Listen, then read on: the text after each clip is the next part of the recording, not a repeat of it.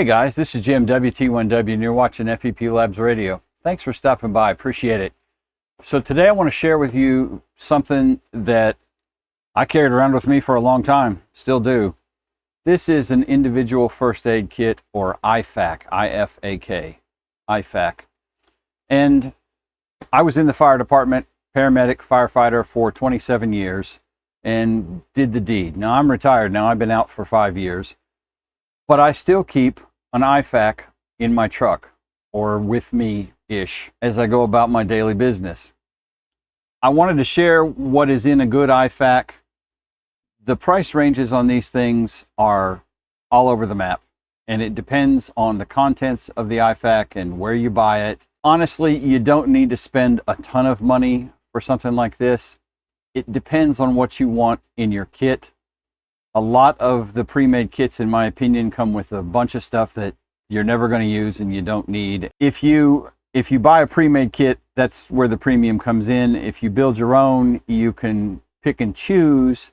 However, buying individual things ends up generally costing more than the kit does. So your mileage may vary. You need to take a look at what your end goal is, what your mission is. IFAK's not really ham radio, but it's kind of prepper adjacent, it's kind of 2A adjacent, and again, it was the business I was in for a long time. I wanted to share this with you today. This is not a sponsored video. I bought this. This is going in my truck. I'm replacing some old stuff I had from when I was in the department with some newer stuff and updating some things. So I wanted to share this.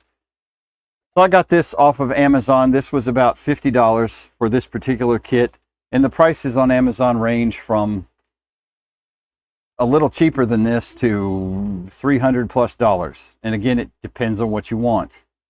This particular kit has a lot of stuff in it, including some stuff that I don't know that I'm ever going to use in an emergency situation, but that's kind of the definition of emergency, when things happen that you're not planning on.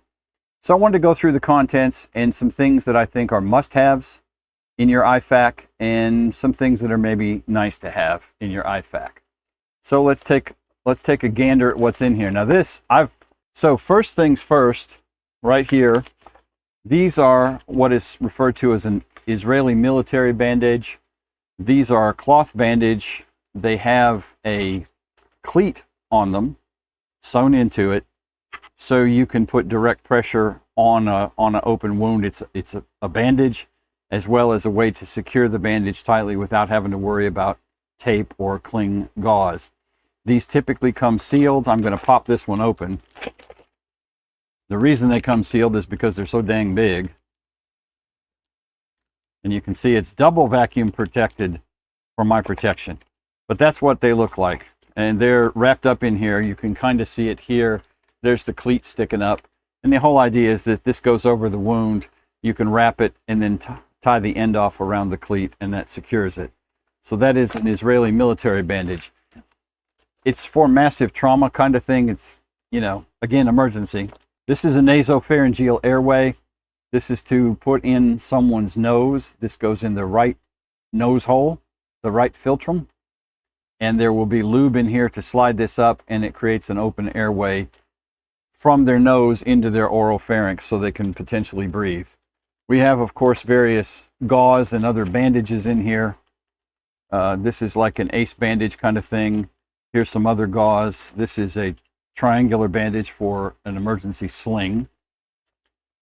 This is splinting material. We used to call these SAM splints. I think that's a brand name. But this is basically moldable aluminum underneath this plastic cover. And these come in different sizes. This is obviously not big enough for a leg, but it would work for an arm. That's a SAM splint. This is something I think is more important than a lot of the things in the kit. This is an emergency pocket mask. So if you are doing CPR and you know how to do good CPR, you can rescue breathe without going cowboy on the victim. So emergency pocket mask. And this is a small one. They make a whole ton of different kinds of these. Some are hard-sided in a case. They don't collapse like this, and they have a soft rubber seal. This is, again, an emergency situation kind of thing. We have some more bandaging material. This is another thing I think is something you ought to have in your kit. This is a must-have. This is Hemostatic Gauze kaolin. That is not a brand name. That is the material that the gauze is impregnated with. This is something that was developed out of the Iraq War back in the early 2000s for treating combat injuries. The gauze is impregnated with basically shrimp shell powder goo that induces clotting rapidly in humans. So this is a way to stop an open bleed from going on. Now, speaking of bleeding, at FDIA 4 days in August, that will be at Huntsville in a week and a half, we will be doing some classes, some anti-forums up on the mountain with a lot of hands-on and talking about a whole lot of different things. And I am doing a Stop the Bleed and CPR class at FDIA. I will put a link that is on Temporarily Offline's webpage and his blog, but I will put a link to that in the description below. And of course, we have a lot of radio stuff too, but there will be a CPR and Stop the Bleed class. And I'll talk more about this stuff in detail at that forum. This is a tourniquet. This is what's called a CAT tourniquet, combat application tourniquet. And if you have an injury to a limb that is bleeding profusely, you might have to apply a tourniquet. And what this is a band that goes around the limb, and it has a windlass on it, a stick that you twist to tighten it to stop an extremity bleed. So that is a CAT tourniquet. That is a must-have. I would say so far, this is what needs to be in everybody's kit. These three items: a pocket mask, some hemostatic gauze. By the way, this is also called QuickClot, which is a brand name, but it's the same kind of stuff. We carry this in the fire department. We had gauze. We also had vacuum sealed pouches of QuickClot powder. We also carried tourniquets. The next thing we have, and this is another must-have here, is a chest seal. Now, without getting into all the medical stuff, this is for a penetrating chest injury. In a penetrating chest injury, like a puncture hole from a freedom seed dispenser, if you know what I mean, or a stab wound or something like that, that can cause air to get in the chest cavity, which means the lungs are not going to work right. They will collapse, and the patient will not be able to breathe. This is an occlusive dressing that goes over the hole in their chest, and it has a one-way valve that allows them to breathe but doesn't allow outside air to get into the chest cavity. So this is a must-have.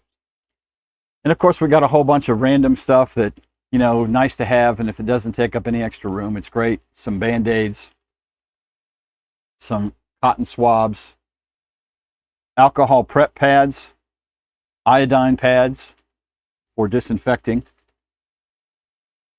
a trauma pad. This is a large 10 by 20 centimeter pad. This actually is folded up in here, and this is for a large area of injury, a large bleed. This is an adhesive wound dressing, and so what this is generally going to go over the wound and stick. It's like a fancy Band-Aid is what that is, for a larger wound, but not big enough for a trauma dressing. There's another one. We're going to get back to these. These are a must-have also, but we're going to get back to those. Here's an emergency blanket. One of the biggest things in trauma, and that's on our must-have list, one of the biggest things in trauma that you have to be concerned about is shock. And we teach that. I taught EMS as well as practiced it for a long time. And one of the things we teach is to treat for shock and keeping the patient warm. Even in Alabama in August, this is something I would do to treat a patient. All right, there's our little Q-tips. This is another tourniquet. This is typically what we use to start IVs with. If you've ever given blood or the doctor's office has taken blood, they'll pop this around your arm to make your veins stand out. Not really sure why this is in here. If I have a real tourniquet like a CAT or a RAT, rapid application tourniquet, I'm not going to use this thing, but it's in there and it doesn't take up a lot of space. All right, the last thing that you need to have are trauma shears. Now, I'm sure these are fine. They look like they were made by the lowest bidder, and they're generally made out of metal product. But these are poo. These are wicked. This is the Leatherman Raptors, and every medic I ever knew carried these things once they came out. These will pretty much cut 3 or 4 layers of blue jeans at the same time, shirts, everything else. These will fold up like so. And then you can have, I think I have a holster for these somewhere. It will also clip on your belt. But these are awesome because they have other functionality besides shears. I can also crack open an oxygen bottle with this and a few other things. But these will cut seat belts and clothes as required. These are real EMS shears. Since I don't do real EMS anymore, I mostly use them out in the shop. But this is what I would consider a must-have in your IFAK. And since I'm rebuilding mine, these are going to end up back in the IFAK kit. These are probably okay to cut gauze and t-shirts and stuff. I don't know how well they would cut blue jeans if you had to cut somebody's pants up for a snake bite or a trauma wound or something. But they come in the kit, and they're probably better than nothing in an emergency. I will put a link to the Raptors also below in the description, along with the contents of the kit. So that is what's in this kit. Now, I know there's probably a few comment warriors who are in the biz too, and they're going, well, that's the cheapest kit I've ever seen. I'd buy it here from expensive tactical place. You do you. Go ahead. A lot of this stuff, all this stuff, is designed for an emergency. An emergency. Immediate threat to life and health of the victim. So whether I have a $3 chest seal or an $8 chest seal, that patient will appreciate it. Whether I have an official CAT tourniquet that costs $35 or I have the one that came in this kit, they both tourniquet. There's not a lot of technology wrapped up in tourniquets. The beauty of the way this one works is with the windlass, the stick, you put it around, you pull it tight, you Velcro it shut, and then you twist, and that really tightens up the tourniquet. And again, it's not a lot of technology. People have been teaching tourniquets back in the old days. Use a belt and put a stick through it, literally, and twist the stick until you get it tight, and then secure the stick so it stays tight. If you have to tie a tourniquet, it has to be tight. This is something else that came out of the Gulf War, is the tourniquet guidance from the EMS gods, because we used to, when I got into EMS, this was a last resort. And a lot of field study on soldiers from the Gulf War on has determined that it's not as bad of a thing as you think it is. Yes, there is a potential for the patient to lose their limb south of the tourniquet, distal, but the alternative is that they bleed out.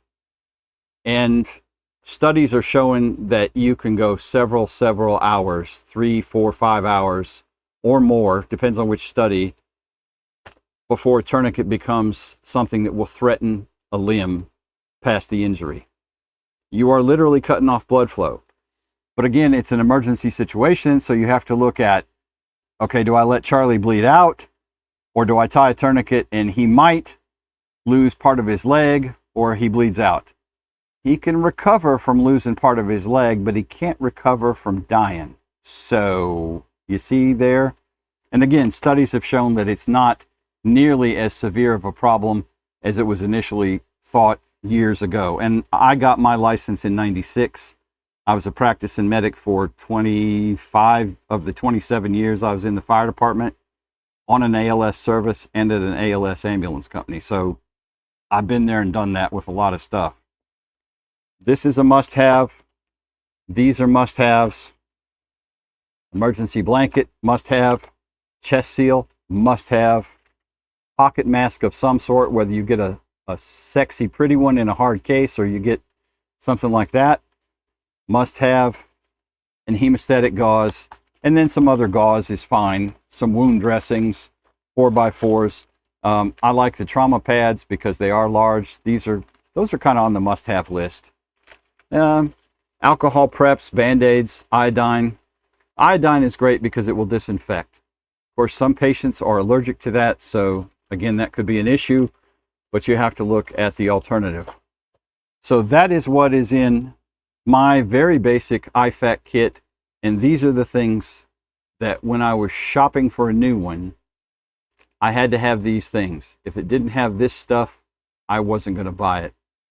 Guys, that is all I'm going to have in this video. I will have links to this kit and to the Raptor Shears in the description below. Appreciate you watching. I look forward to seeing all of you guys at FDIA up on Monte Sano on Wednesday and Thursday and Friday before Huntsville Hamfest. Steve and I have quite the array of speakers lined up and demonstrations and some kit building. James is going to be there from World Radio League to demo World Radio League's logging and cat control and all that kind of stuff. We're going to build some chokes. We're going to build the voltage module for your radio. That's from Kansas City Tom WA2IVD. And a whole plethora of other things. And that is also in the description below. 73, y'all. Have a great day.